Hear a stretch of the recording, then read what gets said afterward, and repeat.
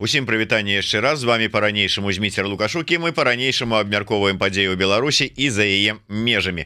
Працягнем гэтае абмеркаванне мы разам з нашым госцем, грамадскім і палітычным актывістам, сузаснавальнікам Белага легіёна Сергеем Бульбам. Прывітанне, Сергей.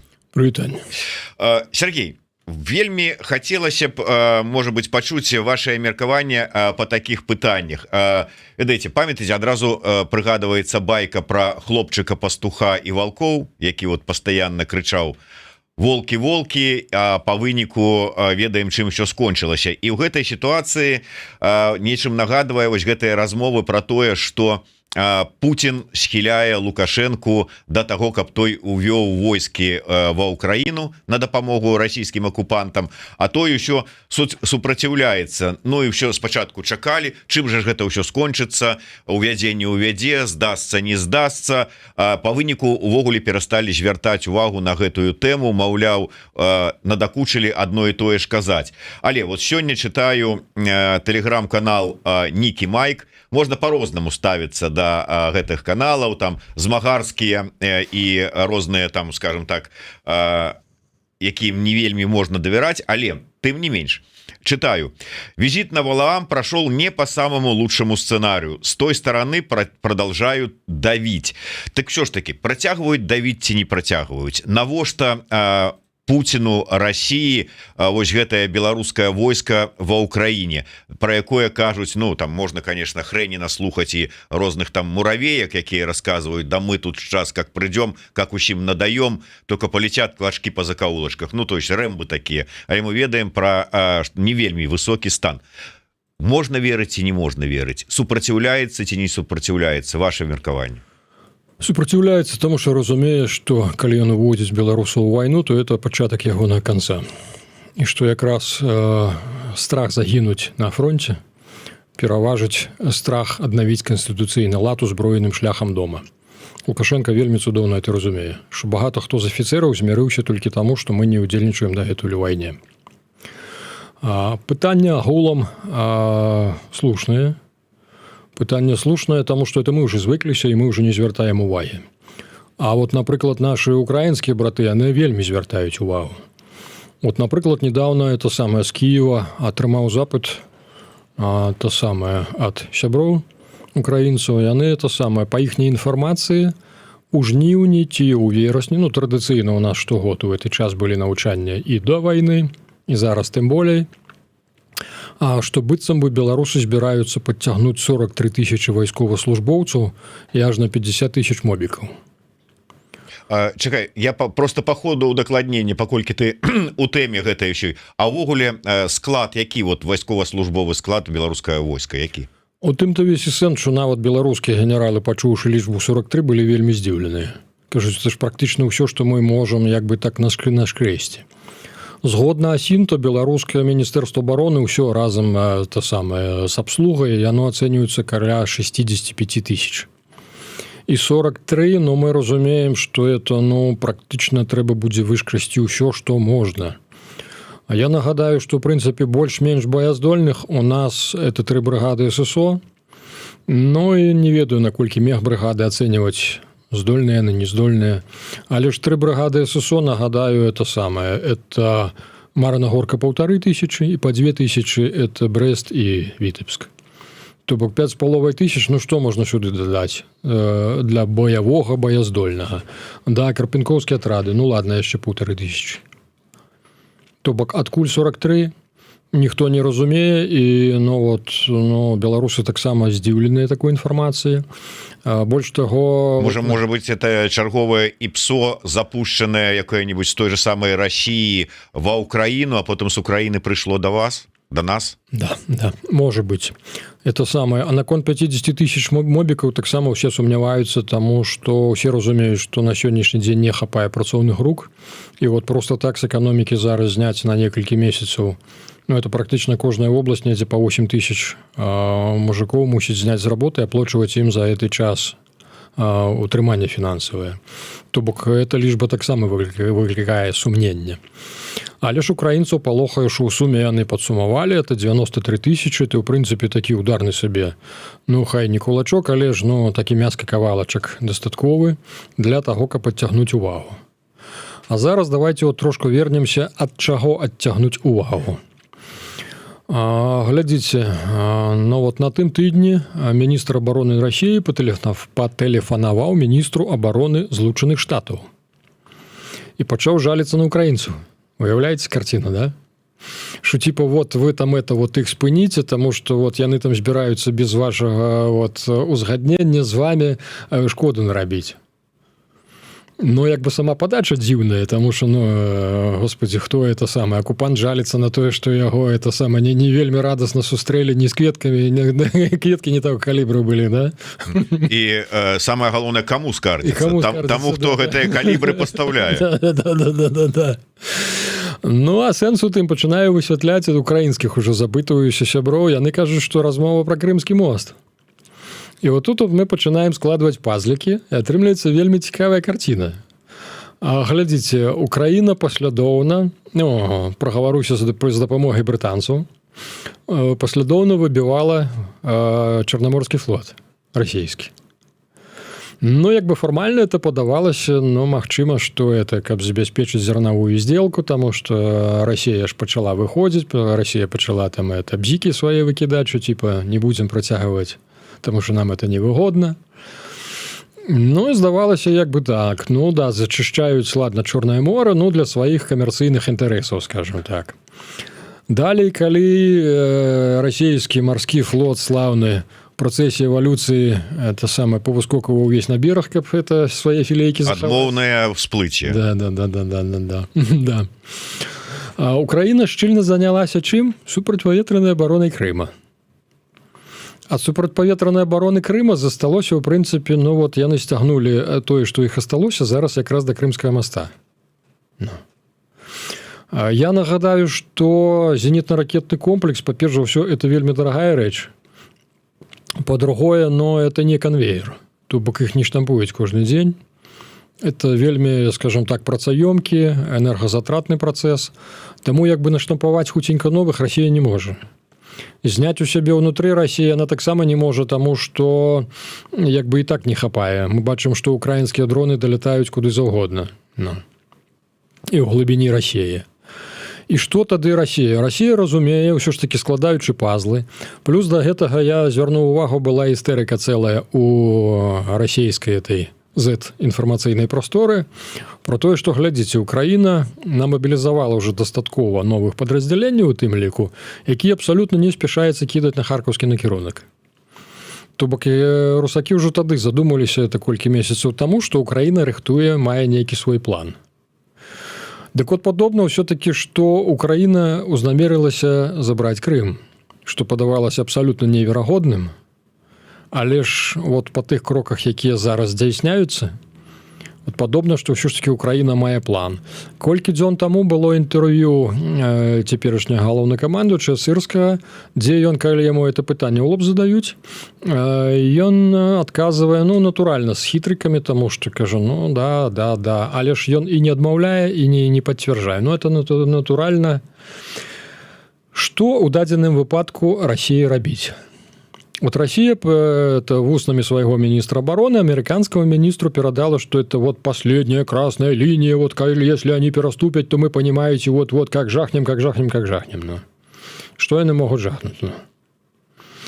У прынцыпе, самое для России непазбежнае вот у этой ситуации, потому что, ну, все лічылі, что Крым Россия дасць, калі аддасць, то самым апошнім. А тут, калі вызваленне якраз Украіны пачнецца з Крыма, ну, я так разумею, што это ўся расійская ідэалогія сённяшняя затрашчыць.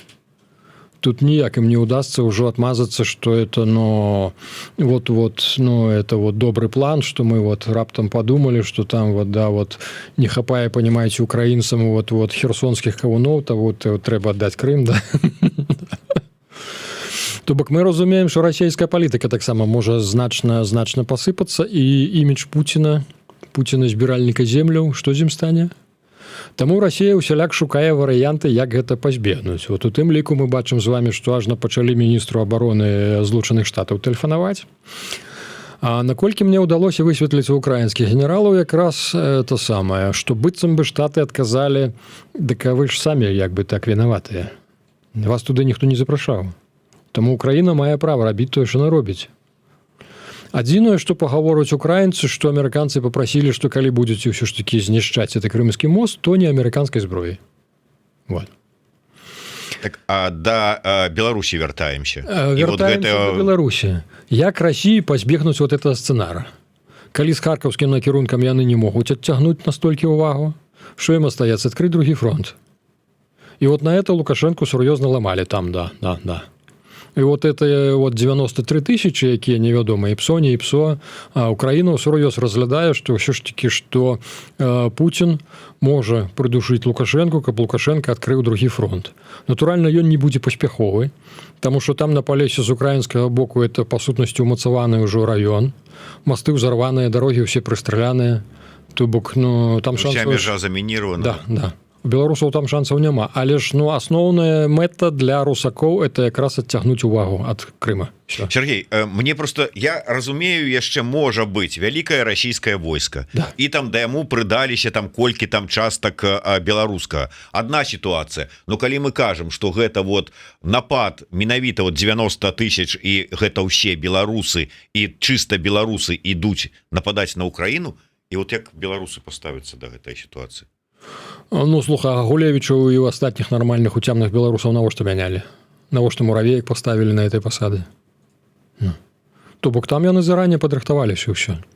Калі мы разумеем, што Лукашенко пры ўсім пры тым... Муравейкі сядзяць у Мінску ў генштабе, а на полі будуць звычайныя беларускія лейтенанты, капітаны. А ім што загадаюць, то яны мусяць выконваць. То есть, а вот как бы разуменне того, что я иду фактично невядома дзеля чаго на міны і на 100 пудоў загіну, вот оно как бы не спрацоўвае. Спрацоўвае. Лукашенко это менавіта это і баится, что менавіта это і спрацуе. И он боится отправлять свои войски на войну, тому, ну вот это и ёсць ціхла Кащея, которая вейце, да. А ён же здае ўсё астатняе. Вот паглядзі, што адбываецца, напрыклад, ну, пачну з такіх дробных прыкладаў. Як мы ведаем, Гомсельмаш перадалі зараз у склад прадпрыемства ВПК. І што раптам высвятляецца? Недавно Лукашенко падпісвае указ про тое, што у тым ліку Гомсельмаш зараз будзе абслугоўваць не Беларусьбанк, а Газпромбанк. Ну. То бок ён здае па кроку, ён абсалютна ўсё здае, што Расія патрабуе. Другое, па навучальных установах беларускіх студэнты і выпускнікі сярэдніх навучальных установаў 3 гады мусяць адпрацаваць пасля заканчэння вышэйшых навучальных установаў 5. Дзе? У тым ліку на тэрыторыі Расіі. То бок ён здае крок за крокам, ён здае Беларусь. І у меня такое ўражанне, што ён просто хоча, каб вот паглынанне адбылося не пры ім. Все, што яго хвалюе, то што разумеюць, што яго праклянуць тады да 7 калена, блин. І он і так, от бачыш, загаварыў неяк, паехаўшы ў Александрыю, што типа вот там праклинаюць мяне, там это самое, ну, место сілы вспомнил, што для яго Александрыя, што ён там вот падсілкуецца ад роднай зямелькі, да. То бок що ён цудоўна разумее, але ж ну такое ўражанне, што ў яго на сённяшні дзень няма ўжо асаблівага выбару. Ну не пры ім, но на такое ж адчуванне, што ён-то хоча па прыкладу Аліева там дзецям перадаць скіпетр. Ну, по прыкладу, это і больш натхняе карэйская народна-дэмакратычаская, ты што? Ну, але ну не пры ім, а пры коле умоўным. І што гэта легчэй для яго будзе на тым свеце вот гэта ўспрымаць? Глядзі, самае сімптаматычнае тое, што ён же ж не пагаджаўся на рэзідэнцыю, на будаўніцтва рэзідэнцыі на тэрыторыі Расіі. То бок ён не давярае Пуціну. І ён, гледзячы на як жыве Януковіч, залатая клетка пад кантролем ФСБ, яму явна не хацелася жыць у Расіі. І сярод беларускіх чыноўнікаў от ягоную, скажем, тое, куда ён там скупіў сабе ў арабскіх эміратах, яны ўжо жартам называлі южная рэзідэнцыя наша. Так усе разумелі, што Лукашенко южная рэзідэнцыя, што ён там паскупаў усё, што можна, што ён там гняздо сабе і будзе арганізоўваць. Але што адбылося там? Ці не прафесіяналізм ягоных чыноўнікаў, ці што? Калі мы ўзгадаем, быў такі Мілошевіч в Югославіі, да? То там амерыканцам удалося накласці лапку на ягоныя фінансы, і амерыканцы выставлялі кожны раз патрабаванні, што типа таварыш Мілошевіч, вот калі вы выканаеце это, то вы станеце да сваіх грошаў значна бліжэй. То бок яны не абяцалі, што мы аддамо, а вот станеце значна бліжэй. Так вот Лукашенко роўна так жа ж папаўся зараз каля 50 ягоных мільярдаў, як сцвярджаюць некаторыя ў Расіі, папалі пад кантроль менавіта русакоў. То бок яны лапку наклалі. Адпаведна, пасля гэтага мы бачым, што Лукашенко пагаджаецца на будаўніцтва сваёй этой рэзідэнцыі для ўсёй сямейкі.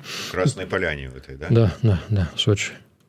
Больш таго, не маю доказаў, але ж сярод мінскіх чыноўнікаў ходзяць такія чуткі, што каштарыс гэтага мерапрыемства 1 600 000 000. Уяўляеш, што за домик мусіць быць? З прамым выхадам да пана Бога, да? То бок, насамрэч, ўсё вельмі сімптаматычна тое, што Лукашенко здае ўсё, што можна. Сергей, на фоне гэтай ўсёй сітуацыі, вот гэтыя незразумелыя залёты шахедаў на тэрыторыі Беларусі, гэта што? Выпадковасць, збой сістэмы ці как бы збой так мэтанакіраваны? Не. Глядзіце, шахеды, то, ў прынцыпе, это вельмі проста, это граблі з маторчыкам. А што яму заклалі, туды яно і ляціць. Так што вот тое, што ён залятаў, это самае аж на туды да Вітэбска, а другі там это самае недзе за Бабруйска, там это самае, прычым ён не на самаліквідацыю пайшоў, ён просто зваліўся на зямлю і загарэўся это бензабак, так што там выбух быў толькі ад і ўсё. Што это згодна карты задання. А мэта? Мэта, у тым ліку мы згадаем, што Лукашенко, дзе там это самае супадае ў іх запрашэнне грамадзян 35 краін Еўропы наведаць Беларусь па безвізу. Падобна, што это Маскву не надта натхняе. І Масква паказвае, хто насамрэч тут гаспадар і што яна будзе рабіць, тое ж роўна, што яна захоча. Я ўжо там прапаноўваў это самае, што Лукашенко мог бы стаць нацыянальным героем для Украіны, каб ён это лупануў штучкі 3 шахеда расійскіх. То украінцы даравалі яму б усё, яны б уже это вот сказалі, што нарэшце вот украінская кроў прачнулася ў Лукашенку, да. Была не была, але ж прачнулася. Я не ведаю, там шахеды, якія заляцелі ў неба і героям, как-то вот драбнавата ўсё ж таки для героя, мне падаецца. Ці так мала трэба? Умоўна, што Украіна яму б даравала ўсё, таму што Украіне крытычна не патрэбны другі фронт. Таму Украіна гатова на ўсё для таго, каб яны і зараз камунікуюць паміж сабой, беларусы з украінцамі, па пытанні, як выжываць далей. Все ўсё разумеюць, так што... Так, а чаму не знішчаюць вот по вялікаму-то рахунку? Сітуацыя такая. Зразумела, што я гляжу вот, як звычайны чалавек, што запусцілі расіяне па Украіне дрон. Збіўся, залецеў ён на тэрыторыю Беларусі, саюзнай дзяржавы з Расіяй. Шкоды ж можа нарабіць, знішчальнікі ўсё адно падымаюць у паветра. Чаму не знішчаюць? Няма каманды. Зразумела, а чаму няма каманды? Таму што не рызыкуе сварыцца з русакамі ўсё. Ён глядзі, у прынцыпе, тут няма, вот што расказваюць звычайна людзі, думаюць, вот ён ляцеў сабе это самае па картачка задання ў яго сваёй, ён ляціць па сваёй, вот па свайму плану, яго там рэбам прыдушылі, у яго типа мазгі это павярнуліся, і ён паляцеў абы куды, ніфіга. Там усё ж такі это самае GPS, і ён карэгуецца па спадарожніку. То бок нават калі рэбам яго трошку прыдушылі, ён адляцеў некаторую адлегласць, ён пачынае ўсё ж такі это самае шукаць спадарожнік, это самае аднаўляць зноўку сваю картачку задання. Так што это палётны план. Не можа быць это самае, разумееш, для таго, каб яго прымусіць пастаянна ісці па чужым маршруце, побач мусіць ляцець самолет і пастаянна это самае уводзіць так званы пуфінг па вышыні, каб ён губляўся, каб у яго мазгі былі забіты чужой інфармацыяй, разумееш? Так што тут цудаў няма, это Расія сама робіць. І Расія сама ці прамацоўвае, ці што, я не ведаю. Так, ёсць же ж разуменне того, вот заляцеў, ён, думаюць, збіваць, не збіваць, яны што, просто адсочваюць, таму што, заданне-то можа быць рознае, раз там і на дразды заляцеў. Адсочваюць. Калі на дразды пойдзе, то ўжо, напэўна, буду збіваць. А калі добра на жылы мікрараён умоўнага Гомеля? Не, мы ж не ведаем, що ў іх у мазгах. А потым скажуць, это саме, глядзі, вот нават Гаюн як падае, з украінскай тэрыторыі заляцеў расійскі дрон. Я, направда, не дакладняю, що на расійскі. З украінскай тэрыторыі на беларускую зашлі дроны. Ну. То бок, ну, нормальны чалавек, чытаючы, можа падумаць, што там это самае. Нарэшце нейкі это самае, вот, украінскі патрыёт, які там это самае вырашыў лупануць по мазырскому НПЗ, да? Ты хваліў у першую чаргу это. Ну, каб з таго боку нічого не прыляцела ўсё. А то, што яны бачаць шахет, Герань-2, яны разумеюць, што это, адкуль, разумеюць, што Украіна такое не ўпускае. Адпаведна, калі мы кажам пра тое, што адсочваюць гэтае ўсё, то калі з Украіны паляціць украінскі там ці там, скажем, дрон, які будзе кіравацца ў бок мозырскага НПЗ, то ён будзе знішчаны. Напэўна, буду старацца знішчыць, да, таму што для іх это вельмі каштоўна. Ну, гледзячы па тым, што адбываецца ў Расіі, как бы не вельмі атрымліваецца пазнішчаць усё. Ну, не вельмі атрымліваецца, таму што, па-перш за ўсё, Расія вялізная, раз, па-другое, сродкаў супрацьпаветранай абароны рэальна не хапае. Он недавно где-то ў Сібіры, ці то в Иркутску, ці дзе это самае, звярнуліся мясцовыя ўлады да сваіх гараджан, што, типа, хто мае старыя драбавікі, типа, здавайце нам, не патрэбна, калі ён у вас там усё роўна стаіць, то мы драбавікамі, маўляў, будзем сшыбаць гэтыя дроны. Ось каментатор 29 ФВ пиша: Сергей, ну не надо так в открытую про Крым врать. Украинцы фронт на Донбассе удержать не могут, а вы про Крым. Смешно. Ну, хай почитає інтерв'ю, это самое, головнокомандуюче. Ну, інтерв'ю-то можна читати, але ситуація на Донбасі, на Харківськім і Донецькім накірунку сапраўды не вельмі добрая. Глядзі, я прывёў 3 прыклады. 3 пазла. Это выбіццё флоту раз, вынішчэнне супрацьпаветранай абароны менавіта Крыма 2. І трэцяе тое, што Украіна ўжо патэнцыял накапіла, у тым ліку чалавечы мабілізацыйны, тыя, хто на новыя, у тым ліку падраздзяленні, якія не кідаюцца на харкаўскі накірунак. Расійскі міністр, ён наўрад ці это самае, вот такі ж вот уразлівы, як наш каментатар, і калі ён стаў тэлефанаваць менавіта этому амерыканскаму калегу, то гаворыць, што ўсё ж такі падставы для гэтага ёсць і сур'ёзныя. Ну, вот все-таки, бачите, сумняются. Еще и Михаил Захаров пишет, что как бы не вельмі верыцца ў гэтую ситуацию. Ну, але тут, як бы так, гаданні, планы могуць быць розныя. Так. Якія планы будуць ажыццяўляцца, не вельмі как бы незразумела. І тут гаданні, конечно. Сергей, але вернемся до ситуации с унутры беларускага, может быть.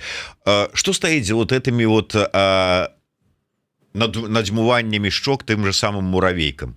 Мы тут ядерная зброя, мы тут там, я уже там прыгадываю ранейшие там коридоры на Сувалкі, тут яшчэ нешта там пагрозы, там то ў бок Польшчы, то ў бок Украіны. Что это, для чаго? Вот усе ж выдатна разумеюць стан беларускага войска. Ну, слухай, яны вераць, яны жывуць вот унутры этой вот хлусні, маны, яны пачынаюць самі сабе верыць. Ну. Муравейка для таго і ставілі муравейку, таму што, ну, вот ён якраз, ну, напэўна, не вельмі, як бы так, схільны да аналітыкі, да разумення. Ён же ж зампаліт былы, да? То бок для яго, як бы так, ну, нейкія такія агучваць лозунгі, это абсалютна нармальна. Ён же ўсё роўна за это адказваць не будзе. Ну. Таму ў гэтым плане я абсалютна не здзіўлены паводзінам. Я б, скажем так, тэндэнцыю вот эту вот заўважыў, што ў прынцыпе вот нармальных памяркоўных беларусаў здымаюць з высокіх пасадаў і на іхняе месца ставлю тых, якія выканаюць любы загад. Вот это вот насцярожвае, шчыра кажучы. Калі вярнуцца да, можа быць, беларусаў ва ўкраіне, я так разумею, што даходзілі там інфармацыя пра тое, што адбываецца з беларускімі добраахвотніцкімі фармаваннямі, найперш з палком Каліноўска. Якія ацэнкі сітуацыі? Таму што я маю как бы погляды, ну, ці скажем, бачанне, словы пра тое, што адбываецца там як з боку каліноўцаў ці экс-каліноўцаў, так і украінскіх аналітыкаў, якія таксама сочаць за гэтым. Але твоё меркаванне? Ну, слухай, ну, Тое, што праект не будзе паспяховым, яно было зразумела яшчэ на самом пачатку. Калі там, разумееш, ідэолагамі падраздзялення з'яўляецца чалавек, які называе сябе салдатам капіталізма, то это гаворыць пра тое, што ў яго мэты ў гэтым жыцці трошку іншыя, чым вызваленне Беларусі. Таму я абсалютна не здзіўлена, што зараз вельмі багата беларусаў, якія ідуць куды заўгодна ў любыя ўкраінскія падраздзяленні, акрамя палка Каліноўска. Ніхто не хоча ўжо туды ісці. Раз. Другое, то, што ўнутры, да, радуе, што сітуацыя пачала, канешне, аздараўляцца. Это радуе, да.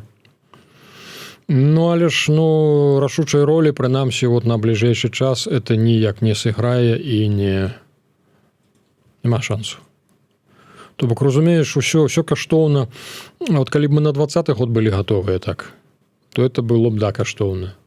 А зараз нам прыйдзецца, глядзі, вот калі браць за узор украінскую храналогію, да, па ўсім свеце відаць, што ўсё ж такі патэнцыял накапліваецца, патэнцыял нацыі накапліваецца цягам 10-12 гадоў. То бок, калі мы мелі пік 20-й год, то наступны мы разумеем, што мы яшчэ да ямкі не даляцелі. То бок, тое, што адбываецца на сённяшні дзень, яно будзе карысна, напэўна, вот калі будзе чарговая хваля нацыянальнага ўздыму, тады это можа быць карысным і можа спрацаваць. А на сённяшні дзень нам застаецца толькі чакаць, уласна, нейкіх чорных лебедзей і быць да іх гатовымі. А з лебедзямі, у прынцыпе, гледзячы на нашага узурпатара, ён уже это все болей. То бок не выглядае ён на здаровага чалавека, які будзе кіраваць яшчэ багата гадоў. Вот это першы лебедь чорненькі. Каго паставіць Масква, это пытанне. Мы бачым, што чуткі розныя, абсалютна пачынаючы то пра Сергіенка узгадаюць, то нават пра Вадзіма Гігіна, што летні Масква яго рыхтуе, то Румаса, то яшчэ кагосьці, уже колькі версіяў было, да? Але ж тут вялікая верагоднасць таго, што, глядзі, па-перш за ўсё адзначу яшчэ раз, што практычна усе ўжо да гэтага сцэнара падрыхтаваліся. Карпенкоўскія атрады можна расцэньваць сюды ж. Яны разумеюць, што будзе перадзел улады, то што трэба мець сваю невялічкую армію. Раз. Шуневіч і той, седзячы з гэтымі заходнікамі на рыбалову, і той же снайпероў рыхтуе. То бок усе нармальныя людзі разумеюць, што будзе раздзірбаны, трэба мець сваю невялічкую армію. То есть ЧВК такія, как бы, рыхтуюцца? Да. Это усе разумеюць, акрамя, як бы так, беларуска-цэнтрычнага боку. Увогуле, разумееш, это самае. А што беларусацэнтрычны бок можа ў гэтай сітуацыі зрабіць? А у нас увогуле катастрофа ў гэтым плане. Вот разумееш, калі до 20-го года было 3 дамінуючых наратыва. Это вот условныя нацыянальна арыентаваныя, умоўныя БССРаўцы, якія вакол Лукашэнкі, і 5-7% это рускамірскіх. Рускамірскія з дапамогай маскоўскіх аналітыкаў, маскоўскіх грошаў, яны прылічылі, што Лукашенко ўсё роўна не дасць стварыць моцную прарасійскую партыю, то бок аналаг грузінскай мары, беларуская мечту яны не дадуць зрабіць. Тады яны пайшлі якім крокам? Яны пачалі з рускага міру перацякаць сюды менавіта ідэалагічныя сродкі масавай інфармацыі. І вот эта хваля рэпрэсій, якая з 20-го года не спынялася, правяла да таго, што з Беларусі з'ехала агромная колькасць народу. Тут уже можна спрачацца колькі. Я, напрыклад, у самых смелых, як бы так, самы па максімум ацэніў 1700-800. Але ж з'яўляецца інфармацыя, што летні 2 мільёны з'ехала. Подазраю, што это можа быць менавіта тыя, хто вот пастаянна перыядычна перасоўваецца туды-сюды. З'ездзілі на заработкі, там вярнуліся, яшчэ нешта. То бок, разумееш, нават 800 000 для нацыі у 9 мільёнаў. З прыходам Лукашэнкі было 10, да? З 9 мільёнаў это вельмі крытычна, таму што звычайна пасянарыі складаюць 4-5%. У нас яўна выехала значна болей, чым 4-5%. Вот это наша на сённяшні дзень бяда. То я да чаго, я чаму узгадаў пра 3 асноўныя наратывы. Зараз у нас засталося 2 асноўныя наратывы. Таму што трэця, нацыянальна арыентаваныя, яны ўсе выціснутыя практычна за межы. Свядома, паслядоўна. То бок ідзе зачыстка для крымскага сцэнару. Вось, дарэчы, выбачаю, што перабіваю, просто акурат на гэтую тэму было пытанне, зараз знайду, таму што каментароў вельмі шмат, но як звычайна любяць наши гледачы, яны праз пэўны час пачынаюць уже паміж сабой спрачацца по нейкіх пытаннях. Гэри Дэвидсон піша: ці згодзін спадар Бульба, што выбары 2020 года былі спецаперацыяй Москвы по зачыстцы беларускіх актывістаў, якія могуць супрацьстаяць магчымай расійскай акупацыі Беларусі? Да. Я уже говорю про это, что пан Тихановский не збіраўся до ўлады. Ему Москва заплатила за разгойдывание ситуации менавіта па палоха деда. И я уже говорю про то, что Тихановский ездил в Францию еще перед выборами, потому что ему была пообяцана пэўная сумма, и он выбирал себе уже домик для покупки менавіта ў Францию, он збіраўся там жить. Он не збіраўся перамагаць. Так что, на жаль, як гаворыць один украинский генерал с контрвыведки, кажа, у нас только одно сумнение: ваша Тихановская – это проект чисто ФСБ ці сумесны з КДБ. Я не ведаю, з чаго, але ж, я так разумею, что ён трошку больше информации мае, чым мы з вами. Ведаеце, калі па канспіралогіі ісці, то можна каго заўгодна у ФСБ, там у супрацы з КДБ заподозрыць. Можна і пра Зеленскага сказаць, прыгадаўшы яго там словы пра жаданне міра ў вачах Пуціна, а зараз пра словы пра тое, што трэба сядаць за стол перамоваў з Расіяй. Можа быць, але ж звычайна людзі па дзеяннях мяркуюць, а не па словах. Потому что Зеленский, глядзі, я, напрыклад, не упэўнены, я в Украине прожыў з 13-го года, яшчэ перед Майданом перабраўся. Это самое, то я што бачу. Напрыклад, каб на сённяшні дзень быў Порошенко, то я не упэўнены, што сітуацыя развівалася б такім чынам. Ужо б даўно пайшлі якія-небудзь дагаворнякі, здача, яшчэ нешта. Так што Зеленскі якраз дзейнічае як прадстаўнік менавіта украінскай дзяржавы. Тое, што да яго, маюць прэтэнзіі там амерыканцы па карупцыі, па ўсім это пытанне, што ён чамусьці, ці то ён не здольны змагацца за той карупцыяй, якая ўнутры, ці то... карацей, маем, што маем. Так, але у гэтай вяртаючыся да нашай гэтай сітуацыі, што засталося? То есть атрымліваецца, няма каму адстойваць зараз нейкія нацыянальныя і дзяржаўныя інтарэсы Беларусі? Менавіта так. Калі мы згадаем крымскі сцэнар, это самае ў Крыму было, калі праводзілі рэферэндум, там, не ведаю, наколькі эта інфармацыя сапраўдная, што 3% быццам бы было супраць. Так я так разумею, што для Расіі пажаданы такі ж варыянт у Беларусі, калі у нас зробяць нейкі рэферэндум, каб прагаласавала там нейкія 3% і ўсё. А асноўная частка пасіянарыяў, якія маглі б супраціўляцца, для якіх Беларусь это не пустая назва, яны практычна на сённяшні дзень, яны хто ў турме, а хто выдаўлены за тэрыторыю, за граніцу Беларусі. І што ў гэтай сітуацыі мы рэальна можам ці не можам зрабіць? Ёсць нейкія там, як тое ж сам размову шмат было пра тое, што за гэтыя 30 гадоў усё адно, дзякуючы там насуперак Лукашэнку, але выраслі пакаленні, некалькі пакаленняў людзей, для якіх ўсё ж таки незалежнасць, для якіх Беларусь як самастойная краіна суверэнная, гэта каштоўнасць. То есть яны не ўспрымаюць яе інакш. І што, те ж самыя пакаленні, але якія зараз у войску, яны ціха спакойна сольюцца? А мы не пераацэньваем, не? Таму што, глядзі, з нашага досведу мы ж па лініі белага легіёна трошка мімікрыравалі, і дзе нам удалося зарэгістраваць у свой час на пачатку 2000-х спартовыя клубы, спартовыя ці это самае, турыстычныя там якія дзе што, то нашы хлопцы, якія мелі магчымасць хадзіць па школах, з мэтай, паколькі частка гэтых клубаў была зарэгістравана пры районо, аддзелы народнай адукацыі, то мелі магчымасць хадзіць па школах з мэтай якраз шукаць для сваіх клубаў выхаванцаў. То яны адзначалі, што практычна эта работа была, завершылася ў 17-м годзе, калі была справа белага легіёна, але ж да гэтага яны адзначалі, недзе пачынаючы ад 2005-2006, што настолькі катастрафічна стаў падаць узровень нацыянальнай свядомасці это пакаленне, якім мы хвалімся. А іх больш цікавіла, разумееш, это самае, каб была полторашка піва пастаянна под рукой, каб былі грошы на эту полторашку, а які там сцяг вісіць, ім было абсалютна неістотна. То бок Лукашенко даўно ўжо вырошчваў практычна насельніцтва, якое мала цікавіцца, не верыць у тое, што яно сапраўды на нешта здольнае ўплываць.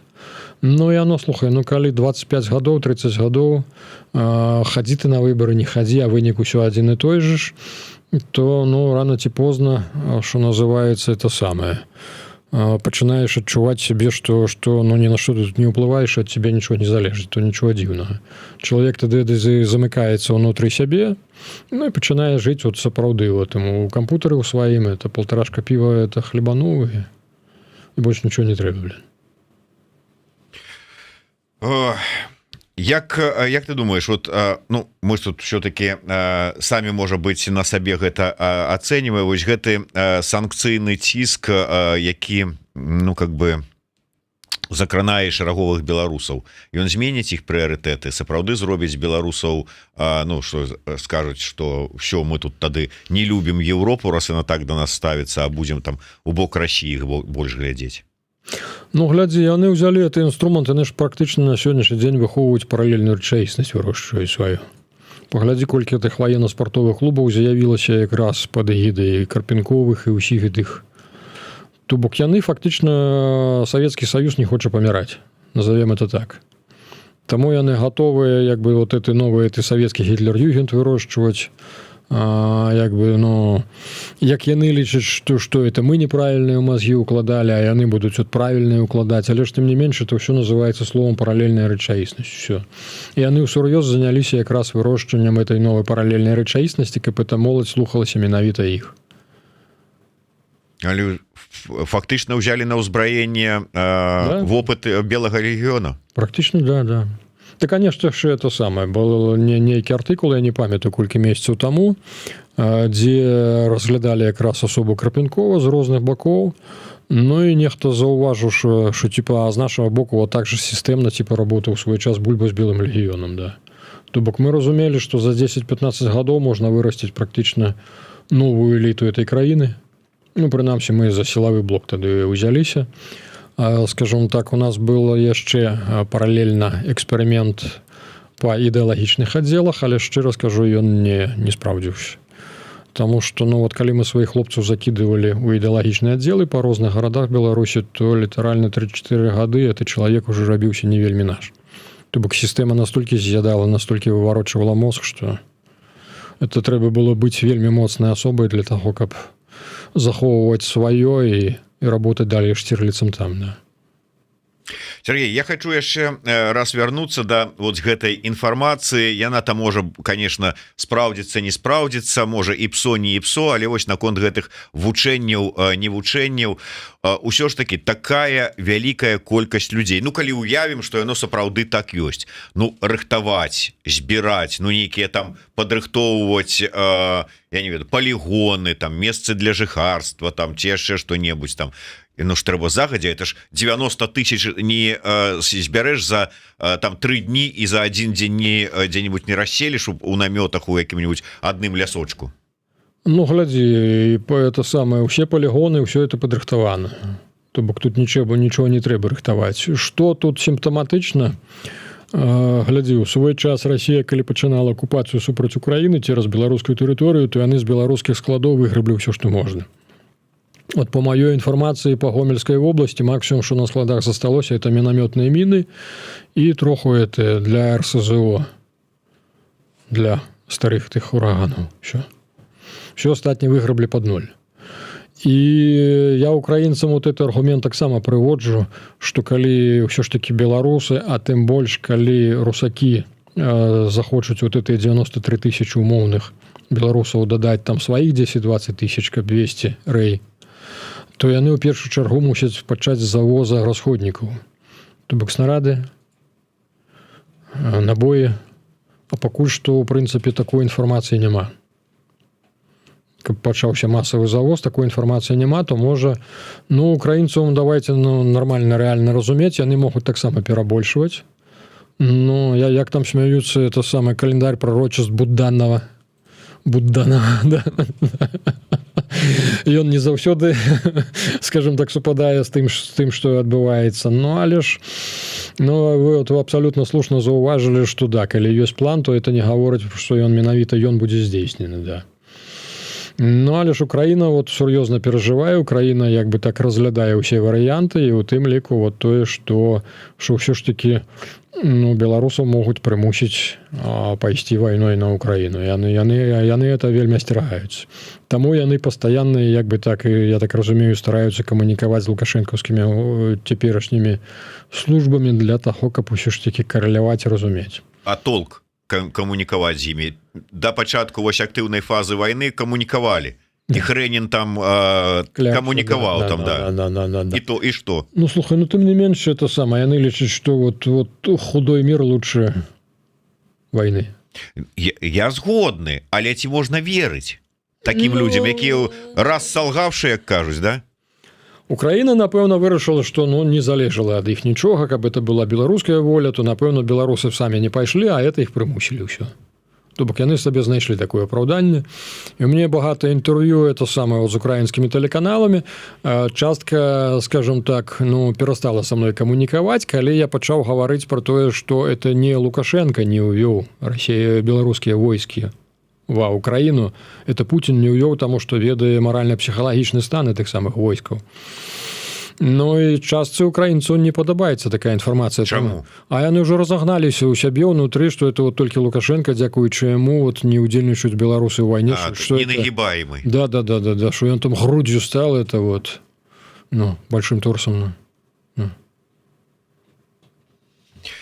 Такім чынам гаварыць пра разважаць пра тое, што Украіне надакучыць рост падтрымкі дапамогі беларускімі прадпрыемствамі расійскага ВПК, і яны там удараць па якому-нибудь аршанскаму авіяремонтнаму там ці мозырскаму НПЗ там ці яшчэ куды-нибудь, не даводіцца ў дадзенай сітуацыі. Не. Яны сцерагуць, і больш таго, глядзі, я ўжо задумаўся над гэтым пытаннем. Ва Ўкраіне, яны малайцы, это самае, яны пралічылі тэндэнцыю. Гады паўтары, напэўна, залужныя, то ягоныя словы былі, што хутка дроны будуць ваяваць супраць дронаў. То бок Украіна свядома пайшла, яны паглядзелі, што тое, што выпускалася на дзяржаўных прадпрыемстваў, русакі ведаюць усе это частоты, і рэбам эфектыўна ўсё это давіць. А на што пайшла Украіна? Украіна дазволіла практычна кожнаму падраздзяленню мець сваю вытворчасць дронаў, ВПЛАшак, хто на што здольны. І разумееш, тут якраз агромная работа праведзена якраз СБУ. Каб, крый Божа, ніхто з украінскіх патрыётаў не накіраваў менавіта свой свежа зроблены дрончык якраз на мазырскі НПЗ. То бок іх усіх зашугалі, я не ведаю, як там з імі работалі, што, крый Божа, што не можна не дапусціць, таму што тады будзе другі фронт. Все. Яны это тлумачаць вельмі жорстка, вельмі адназначна. Што калі хаця б адзін дрон даляціць украінскі да мазырскага НПЗ, то будзе другі фронт. Мы разозлим деда. Дед обидится, понимаете ли, везет войска. І нават разумеючы, што гэтыя войскі, украінская армія пры сённяшнім сваім досведзе вядзення вайны і ўзбраенні размажа, то есть яны все одно не хочуць это. Все равно не хочуць, таму што разумеюць, што это... я, в прынцыпе, недзе ему удзячны за это, таму што, разумееш, я, напрыклад, прыхільнік, я і застаюся, хаця зараз это не модна. Мы гаварылі з 14 года пачынаючы ўсё ж такі пра беларуска-украінскі саюз, як пра першы крок міжмор'я, да. Я застаюся паслядоўным прыхільнікам таго, што нам усё ж такі трэба з украінцамі хаўрусавацца. Зразумела, што пасля 720 ракет, прыляцеўшых з беларускага боку, эта тэма не модная. Але ж, глядзі, тое, што Украіна не дазволіла сабе, дарэчы, на узроўні прэзідэнта ці это самае ягонае атачэнне, такіх жа ж выпадаў у бок беларускага народу. І тое, што Украіна канчаткова не дае якраз кроўю канчаткова перасварыць беларусаў з украінцамі, ўсё ж такі для перспектывы это вельмі пазітыўна, да. Таму што уяві сабе, зараз это самае беларусаў загоняць ваяваць і пачнуцца ж персанальнай крыўды, а этыя бендеровцы завалілі майго там Васю з Пухавічай. Яны это свядома не дапускаюць, так што это мае два. А тое, што ты, Вася, папёрся ва Ўкраіну, халера ведае чаго? Ну, уже не играе роли. Уже не играе роли, да. Сергей, давай яшчэ одну тэмку хацеў з тобой закрануць. Пайшлі размовы па вяртанні это вот турыста палітычнага з Валаама пра нейкую там гарантыі бяспекі. Ад каго, каму, што, незразумела ніякай інфармацыі няма. Адзінае, што ёсць словы, ну мы тут вот разнагалосяў і па гэтым пытанні у нас ужо цяпер ужо няма, мы там нешта нешта ўжо там дамовімся. Роза Турарбекова как бы таксама выказвае сваё меркаванне, што гэтыя гарантыі бяспекі, якія Крэмль навязвае Лукашэнку, і яны вельмі падобныя, магчыма, на тыя гарантыі бяспекі, якія ў свой час Савецкі Саюз даваў кіраўніцтву Афганістана перад пачаткам афганскай вайны. Чым это ўсё скончылася, зразумела. Што вот ёсць якая інфармацыя, бачанне, разуменне, што за гарантыі бяспекі, што гэта такое? Ну, глядзі, это самае. Рэальна ў Мінску ўсе ўжо прывыклі, усе сапраўды лічылі, што Лукашенко уцячэ ў Арабскі Эмірат. Усе гэтыя далейшыя ягоныя кантакты у арабах яму сказалі, што ну мы вас, канешне, рады бачыць, але ж вот калі будзем яшчэ радзей бачыць, то яшчэ больш рады будзем, тому што у нас за вас праблемы. І вот тут Лукашенко празяпіў, арабы зрабілі якраз банк менавіта для абслугоўвання постсавецкага рэгіёна, Расіі, Беларусі. І відаць, у гэтым банку ўсё ж такі вот менавіта Фэбасы яго і падчапілі, да. І ён зразумеў, што там ён не зможа, ягоная сям'я там не зможа жыць. І чаму вот мы загаварылі пра тое, што ён будуе сваю рэзідэнцыю Сочы, это ўсё з таго самага. Плюс да гэтага, па маёй інфармацыі, ён прасіў пашпарты для ўсёй сям'і Эрдагана. А пагаворваючы, Эрдаган не даў пашпарты. А зато ён па афрыканскіх вот этих вот краінах экзатычных, якіх ён ездзіў, там яму панавыпісвалі розных каляровых, прыгожых. Ну, ён разумее, што вот там якраз, калі ты прыедзеш з тым каляровым прыгожым пашпарту эту каляровую прыгожую краіну, то там ніхто якраз не забяспечыць да ягоную бяспеку. І якраз вот тое, што гавораць пра ягоную рэзідэнцыю в Сочы, ну вот, магчыма, пані Роза і мае рацыю, то што паселіць яго там, а ён заўсёды будзе ў іх, што называецца, вот, захочуць прыдушыць, не захочуць не прыдушыць. То бок ён разумее, што там ступень свабоды ў яго будзе ніякая. Сергей, яшчэ адна тэма, можа быць, яна больш такая звязаная са спецслужбамі і тым не менш. Два моманта. Першае, стала вот навіна сённяшняй ночы раніцы пра тое, як Ізраіль знішчыў палітычнага кіраўніка Хамаса Хамейні у Тэгеране. Ну і как бы вот тэрарыст, і дзе б ён не хаваўся далёка, але знайшлі і точненько ракетачкай у спальню долбанули, і все нормально. Прыгадваючы сітуацыю, дакладней каментуючы сітуацыю з немцам Крыгерам, якога прыгаварылі, такое адчуванне, што на пустым месцы да расстрэла, некаторыя палітычныя аглядальнікі кажуць, што Лукашенко таксама стаў на шлях міжнароднага тэрарызма. Там тэрарыст, тут тэрарыст, там ракетка, там яшчэ не. От ёсць как бы такое ўзаемасувесці. Ён же своечасова адмовіўся. Яны не маглі это самае до Крюгера тут пакараць, таму што ну вельмі... А мэта караць была першапачатковай? Натуральна не было, это так, это для это типа для начала разговора, да. Мадам, я вас это веслом ударю, да? Зачем? Ну, для начала разговора. Так и тут, да. Это самое. Сэнс у тым, што Путіну вельмі не спадабалася, і Лукашенко таксама вот этот ордер выпісаны Еўрапейскім судом за вот этих украінскіх дзяцей. То бок Лукашенко насцярожана чакаў, чи прыляціць яму по той же ж лініі, ім это вельмі не падабаецца. Таму вот згодна тых мемарандумаў, якія падпісалі у тым ліку па смяротнае пакаранне Расіі, Путіну яшчэ не хочацца яшчэ адзін ордер. Таму ён, аддаючы, нават калі это яны перадалі Крюгера сюды, то не для той вот версіі, як у нас гаворыць, што ў Беларусі адкрыецца хаб, які будзе якраз займацца адстрэлам тых, каго ў Расіі хочуць, але ж не могуць пакараць да смяротным пакараннем, што яны ўсё ж таки згодна тых падпаперак, яны мусілі пераканацца, што максімум чалавек тут будзе пажыццёва сядзець, але ж не будзе страчаны, як то па-украінску гаворыць. Ну. Таму вся эта гульня на сённяшні дзень, конечно, Лукашенко імкнецца якраз наадварот паказаць, яму ж і Кітаю зараз трэба дэманстраваць, што ён на нешта яшчэ ўплывае. Я калі шчыра здзіўлены, мы ўсе чакалі, што пасля калі Лукашенко ездзіў да Сі Цзіньпіня асабіста, колькі ўжо месяцаў прайшло, не з паўгады, да? Ну так. Тады ўжо чакалі, што это самае, што ён выпусціць пачобута для таго, каб залагодзіць неяк это самае ўзаемаразуменне з Польшчай. Але ж гэтага не адбылося. На сённяшні дзень, да.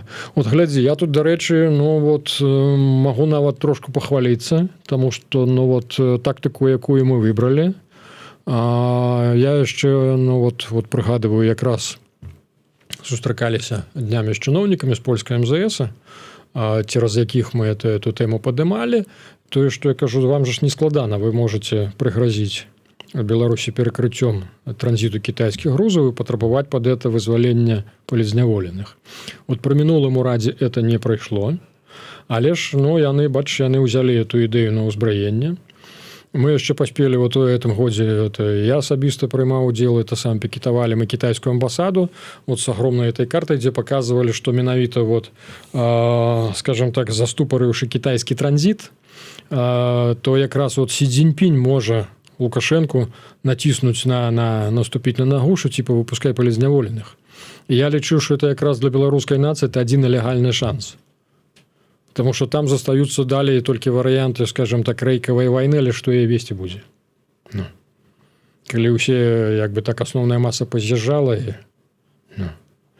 то бок это легальны варыянт, ён даў свае, скажем так, плады, палякі самі ўзялі на ўзбраенне. На ўзбраенне эту ідэю, мы бачым, яна пачала матэрыялізоўвацца. Уже колькі чалавек выпусцілі, і зараз пагаворваюць, што ўсё ж такі разглядаюцца, прынамсі разглядаюць тых, хто адседзеў 2/3 тэрміна свайго, што іх таксама будуць зараз масава выпускаць. І агулам быццам бы завялі размову пра нейкай ступені адлігу. Менавіта таму, што да, Лукашенку трэба паказваць для Кітая, што ён хаця б на нешта яшчэ тут уплывае. І это якраз было адным з прадметаў, як бы так, спрэчкі Пуціна з Лукашенкам якраз падчас наведвання этого праваслаўнага гіпноза. Так, не надо, я ведаю, что ты тут буддист у нас, так что не надо. Не. Глядзі, у свой час на эту тему не прынята гаварыць. Жабенка под Брестом, да? Там быў такі отец Серафім. Ён славіўся тым, што да чалавека ездзілі абсалютна розныя людзі, абсалютна, разумееш, нават не тое, што неверующие, а люди з бізнеса сур'ёзныя, это самае, там, это мясцовыя эліты ездзілі, таму што чалавек славіўся тым, што ён пакамунікаваўшы мог настолькі перапісаць лёс чалавека, хваробы пазбавіць, яшчэ нечага.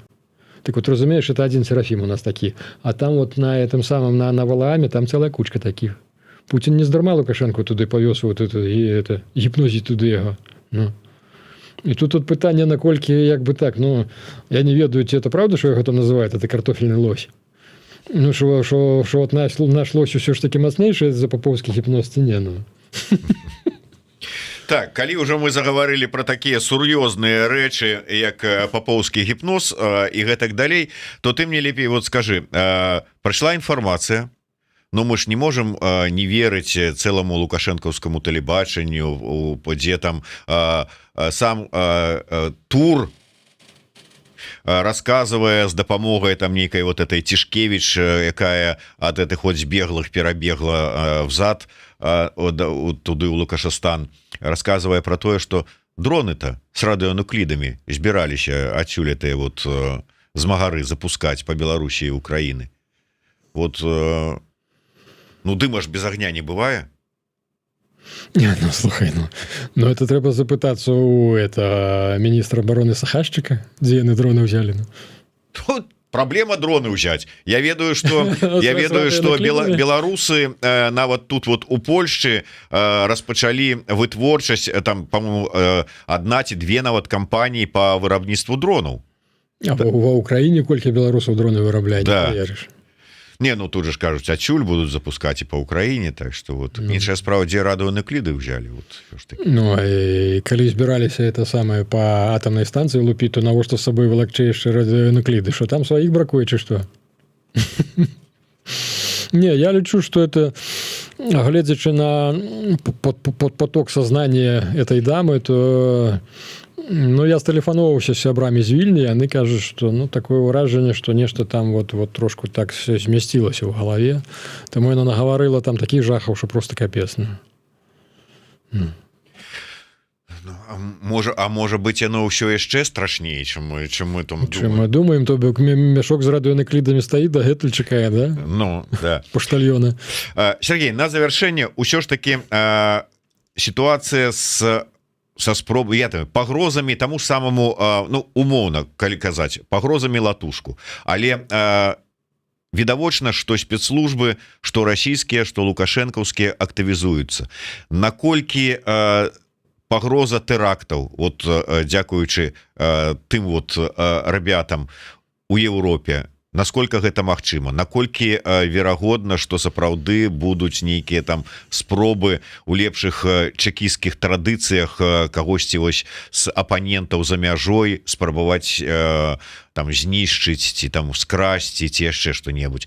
Что нават са здзіўленнем пачытаў, тут можна, конечно, по-рознаму ставіцца да інфармацыі, якую Байпол тут распаўсюдзіў з нагоды вось гэтай канферэнцыі, якая ў Вільні там ідзе, што там, маўляў, будзе вялікая актывізацыя розных там ціхарэй спецслужбаў, агентуры ФСБшнай, КГБшнай, і не толькі правакацыі, але і спробы там засунуць кагосьці ў багажнік. Наколькі вот як ты ацэньваеш саму эту вот перспектыву актывізацыі ў гэтым накірунку спецслужбаў? Слухай, ну тут складана. То, што для Расіі і Польшчы это быў стратэгічны накірунак, і тое, што яны пастараліся, канешне, агентаў уплыву займець багата, то ну, это бясспрэчна. А тое, што яны будуць работаць беларусы тут па беларусах, ну это таксама, ў прынцыпе, не выклікае здзіўлення. А ў свой час была інфармацыя пра тое, што якраз калі Муравейка быў яшчэ на папярэдняй пасадзе, ну як бы так пад ягоным куратарствам ствараўся атрад ліквідатараў. Якраз там набіралі это самае байцоў са спецназу, это самае з 5-й брыгады, бралі это самае, шукалі людзей з тых, хто валодае замежнымі мовамі, это самае спецыялістаў тое, што мы адсочвалі па Марынай горцы, напрыклад, падцягвалі ў тым ліку і тых, якія ўмеюць з атрутамі работаць, з ядамі. Ну.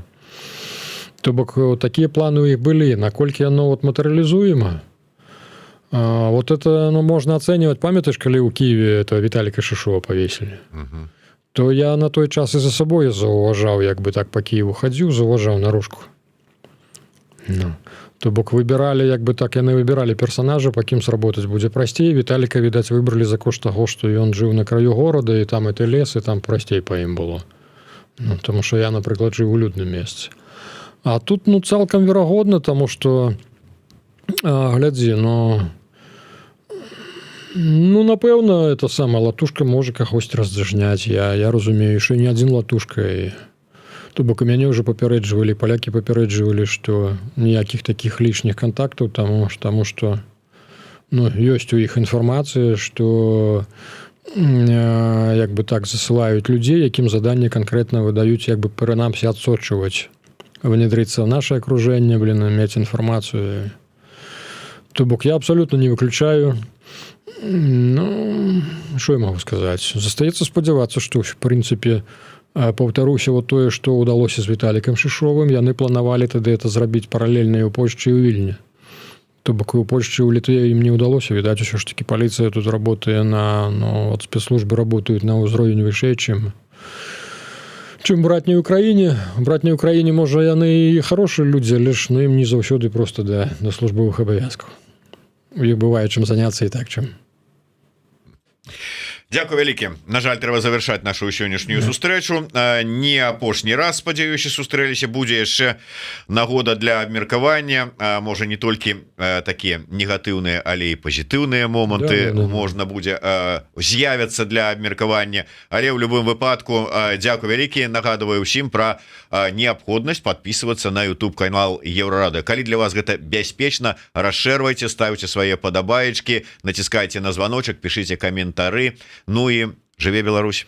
А з Крымам было б класна, да? Ну, уяўляеш, наколькі б карціна памянялася адразу.